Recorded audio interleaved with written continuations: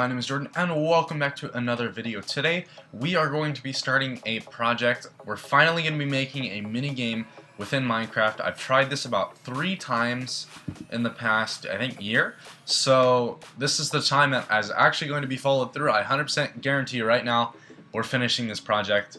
And we're going to be recreating the DeathSwap mini game that used to be popular a long time ago, back in I think 2012 or even before that. But the original thing was made with command blocks in Minecraft 1.5 by Seth Bling. Today we're going to be working with 1.8, and we're going to make it just 1.8, and it should, if we do everything correctly, work 100% properly with all versions 1.8 up, unless there's any breaking code within Bukkit. So let's go ahead and get started. First of all, I've created a GitHub repo here, github.com/shadowtechnicalsystems/mcdeathswap, and this will also be down in the description and on the screen right now. Go ahead and go to here if you want to contribute. This will have all of the code for the project. It's going to be 100% open source. Using the Apache 2.0 license. I recommend you read it so you know what your rights are if you contribute and all that. So let's go ahead and get started here. So we can just go ahead and get out of this page for now, and we're gonna go ahead, or I'm gonna go ahead and create the project. You can go ahead and clone it using Git. Let's just wait for this to load in. Go ahead and full screen that. Awesome. So I'm just going to go ahead and configure this. We're going to check out, actually, yeah, go ahead and create your own DeathSwap project, and then go ahead and go VCS check out. Host is github.com. My login is my name and my password. I will be right back. Alright, so now that we are ready to go with GitHub, log in. I'm going to not set a master password for this. Just leave that blank. And let's go ahead and change this to MC DeathSwap. You will need to be, I believe, actually you can just go ahead and take this link. So just take the link down in the description and add .git to it. And then there we go. We can just go ahead and clone. And we can go ahead and check out. Oops, no, we don't want to do that. There we go.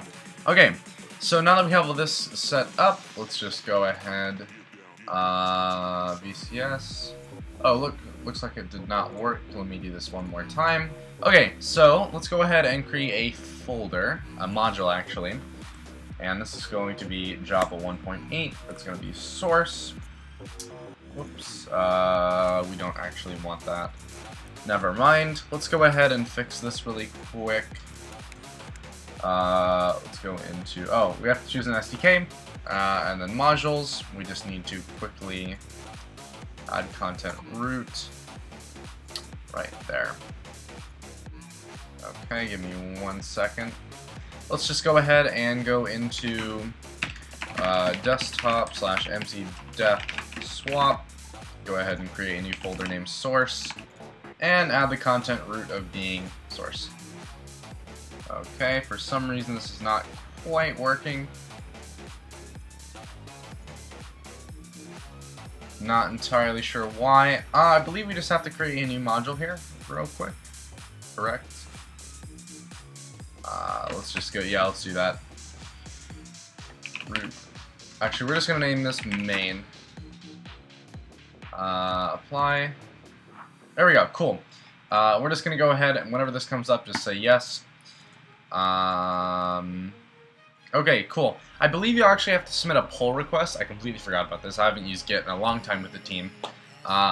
Just go ahead and submit a pull request, and then you do all your code there. And if we think it's good enough, we can vote on that via community. Then we can go ahead and push it into the actual project. My mistake. I'm a little bit slow today. So let's go ahead and start off here. We're going to just make our package name. And also, if you don't want to use Git, you can just make your own project. That's totally fine too, but I do recommend you work with the community on this one, simply because that's probably the best option, because you'll be able to be backed by the community, and that'll be pretty cool. So we're just going to go ahead and name this DW for DeathSwap and DeathSwap plugin. Cool. So now that we have this going, we need to make sure we have our jar files added. So we need libraries to Java, and we want to say jar files, and then I have Spigot 1.8. And we can go ahead and hit apply. And now let's go ahead and make our artifacts. Add a jar from modules with dependencies. Go ahead and hit OK. We're going to delete that. We're going to rename this to DeathSwap and then apply. There we go. So we now have that all created. We can go ahead and start the plugin. So let's get some ground working going here. Extends Java plugin. Our public void on enable and all that jazz. We're going to have our instance variable, so private static def swap plugin instance equals null. And then we're just going to say instance equals this. And unpublic void on disable. After we do all of our disabling code, we're just going to say instance again equals null. Whoops, I need a semicolon there. And then we're just going to finally have our public static DeathSwap plugin get instance, so just our basic instance getting variables. Now let's go ahead and create another class. We're going to say DeathSwap, and that's it. Actually, go ahead and delete that really quick. We're going to make this into a singleton instead. And now we're going to change the singleton and delete all this space in here that we don't need. Okay, cool. So this is where all of our main code is going to be. DeathSwap plugin is just where everything gets registered and set up as a Bukkit plugin. But in DeathSwap, that's where all the action is going to happen. So let's go ahead and create a few variables here. We're going to say private. Actually, we just need to say, how should we play this? This is going to be a full server thing. We need to make a public void start game. And, okay, let's see here. Private list string.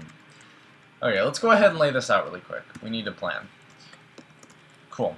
Okay, so here's what the deal is. We're going to have 2 players playing. It's going to take the whole server. Creates new world every game, just so it's you don't have to use the same world multiple times. I know that's really annoying when I work with DeathSwap. It just gets really annoying to have that on certain plugins. And now all of my things are spazzing. I'm not sure if this is affecting the mic quality. I hope not. Oops, why did I just... what? Okay, there we go. So now, what else should we have here? No killing for 3 swaps. We're going to have that limit there. And I think that's good for now. We're just going to go ahead and make our basic framework here. So public void stop game. Let's also, I think we should add an API eventually. So we're just going to say after release API. And we can just ... for later. Okay, cool. So we have our start game, our stop game. Let's make a few more classes. Let's make a task package with our tasks in it. And for now, let's just gonna have the swap task. And now that we have this, we're just gonna say extends Bukkit runnable. Get this all set up. We're gonna import our run method. Cool, cool. So now that we have our swap task, we can have this run at random. So we're just going to say every single time a swap occurs, if the game, or actually, how we're going to do it is every single time, yeah, okay, let me just retract that. Every time we swap the players, we're just going to go back and we're going to say, okay, if the game is not running anymore, let's not swap them. Before we swap them, actually. So now that we have this class created and our Bukkit runnable extended and all that, how we're going to do this is we're going to have the swap task. As soon as it wants to run, we're going to say, okay, is the game still running? And if so, we are going to continue and we're going to teleport them and do all that. But if the game is not running, we're just going to stop. We're not going to register a new task, nothing like that. So what we need to do now, and actually really quick, I should probably explain DeathSwap for those of you who are not familiar. I should have done this a while back, but DeathSwap is basically a game where 2 people are playing survival Minecraft, but every 30 seconds to 3 minutes, they will teleport and swap positions, and they have to make traps to kill each other. So the first person to die loses, and the other person wins, and it's a 2-player game, and that's really about all there is to it. So now that that's out of the way, we can continue. So now we have swap task. We need a few more things. We need a world dot world helper. We're just gonna make a actually here let's rename this world extension. And now that we have this, we're just gonna go ahead and say private world, and we're gonna make that word.bucket. We're gonna say public world extension. Just to generate this here, we're gonna say world is going to be equal to new. Actually, it's gonna be equal to bucket.getServer. Whoops, whoa, I don't know what that was. Bucket.getServer dot create world, new world creator. And we're gonna do some things in here. We're gonna say ds underscore for DeathSwap, and we're just gonna get a random number here. So, well, actually, let's not do a random. Let's have it be the game ID. So, say we play 4,000 games. We want the latest world to be DeathSwap or ds underscore 1,000 or 4,000, whatever I said before. So, we need to go into DeathSwap here. We need to have our file stuff set up. So, we're going to have a files package dot file system, and we need this actually to be a singleton. So let's do that one more time. Files dot file system, and we're going to set this up as a singleton and destroy all of this space here. Now that we have this set up, we can just say private file configuration. We're going to say data file config. And we're also going to have a private file data file. Now we're going to have a public void on enable. And now what we're going to do is we are just going to create these files. Actually, first of all, we need to put in a plugin variable in here. That's very important, because now what we can do is we can say if plugin.getDataFolder.exist. So if it does not exist, if the plugin data folder does not exist, let's go ahead and create it. It's plugin.getDataFolder.make directory. So mkdir. So now that we have this, we can now say if, actually we need to say this.datafile equals new file. We're going to say plugin.getDataFolder, comma, data.yml. And we're going to say if the file does not exist yet, then we're going to try, and then we're going to catch an IO exception, because that, for some reason, I'm not even sure how this could occur with doing this, because I've never seen it happen before. But hey, who knows? Maybe there's like another file that already exists, or I don't know exactly. But there we go. So now what we're going to say is we're going to say this.dataFileConfig equals YAML configuration.load configuration from this data file. Now that that's loaded in, let's just go ahead and have a few more methods. We're going to have a public file configuration get data file config. We also want a setter for that, and now we just want a public void save data. Whoops. And now what we can say is we can say this, or actually we just want to say try catch IO exception ex.print stack trace. And now we're just going to say this.dataFileConfig.save this.datafile.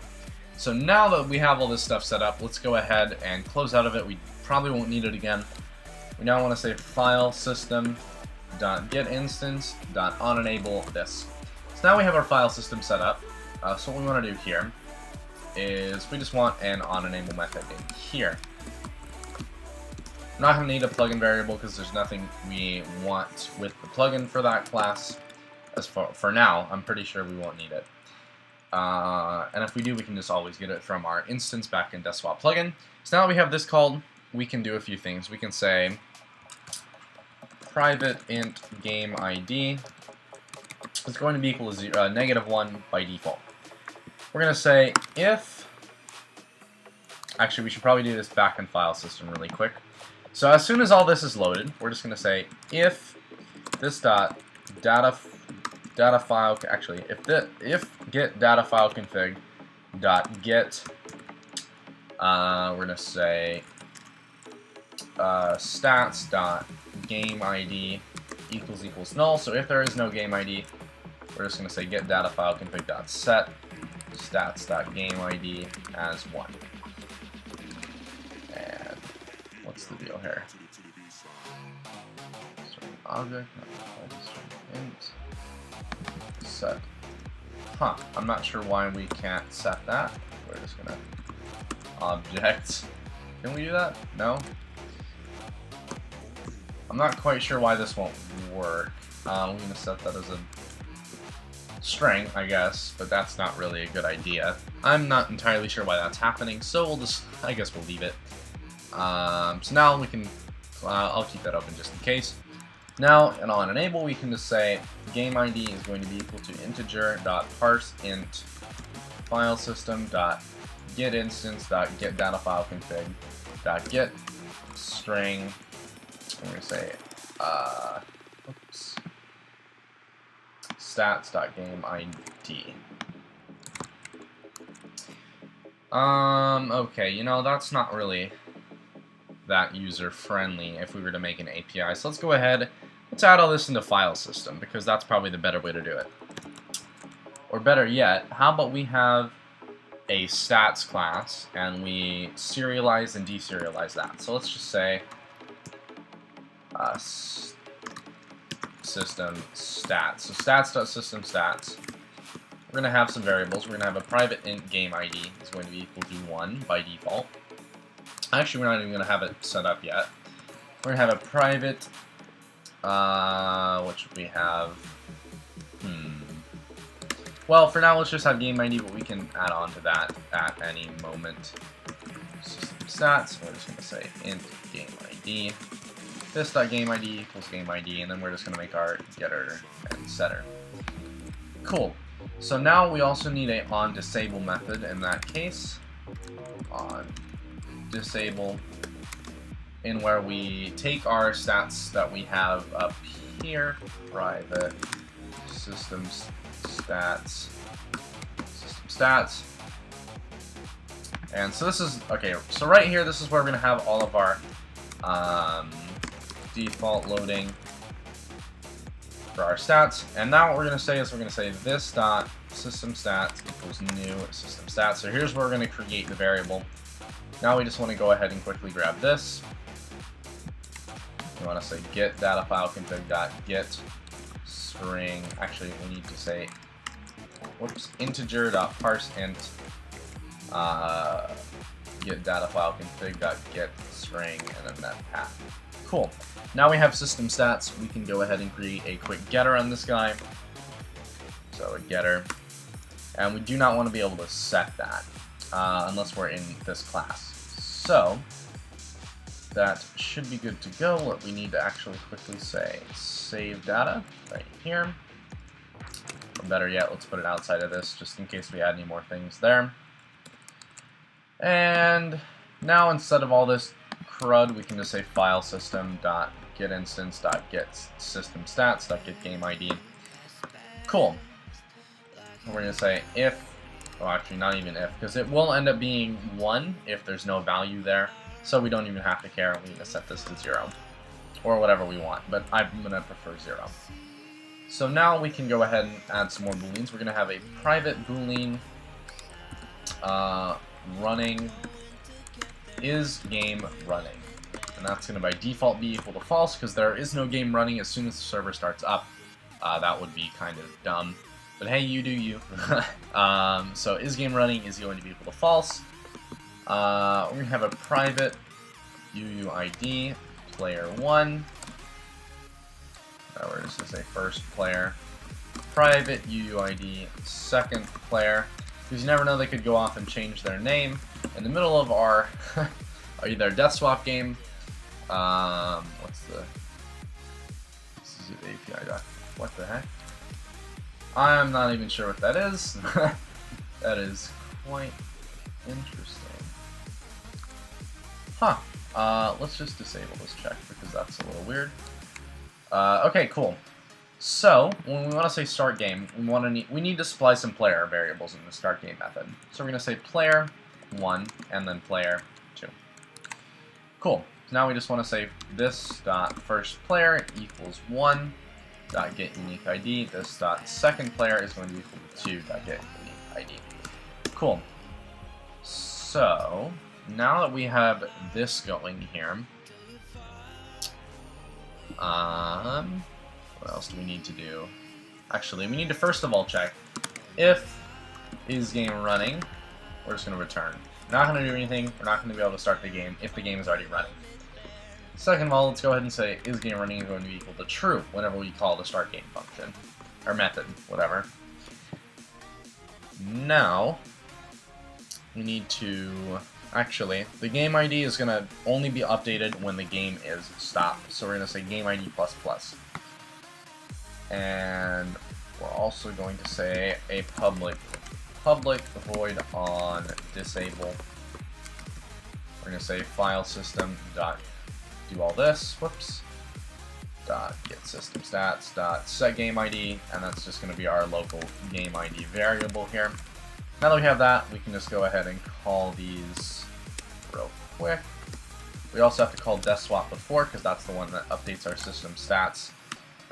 That should just be something you should be aware of whenever you have something updating the stats. File system should be disabled last, or else it will be a little confused on what to save exactly.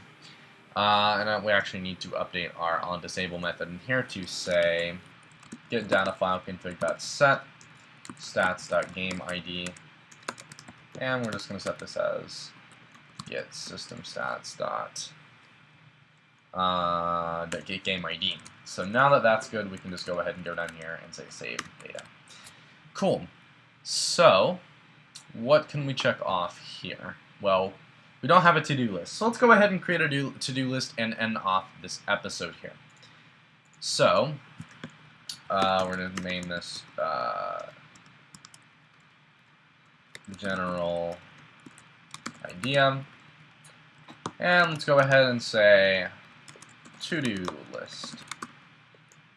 And that does not look very good, so we'll just have this right there.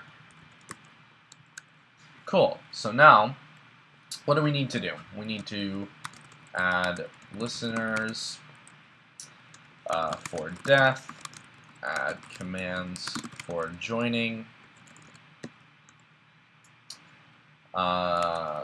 work on, actually, let's finish world extension really quick, and then we'll get back to the to-do list because I do think we left this off. So we're just going to quickly say DeathSwap.getInstance.